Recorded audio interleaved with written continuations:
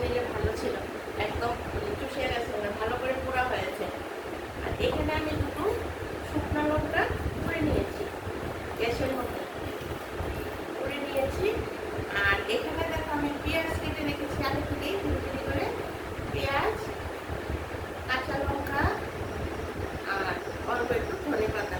এখন ধনে পাতা সবসময় পাওয়া যায়। আর এখানে দিচ্ছি আমি একটু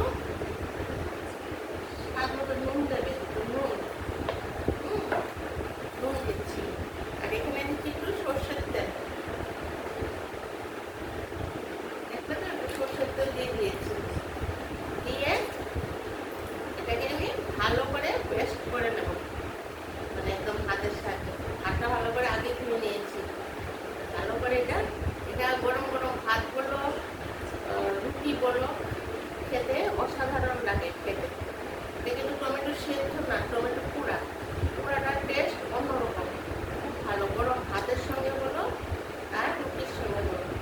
এগুলো টমেটোগুলো অনেকটা টাইম লাগিয়ে কুটতে হয়।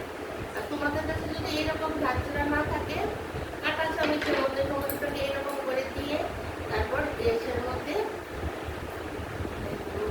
পুড়ে নেবে।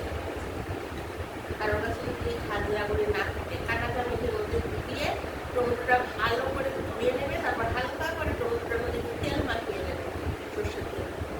তারপর ভালো করে ধোয়ার পর টমেটো যে কালো কালো কালো কালো হয়ে যাবে, এগুলো ভালো করে পরিষ্কার করে নেবে হাত দিয়ে।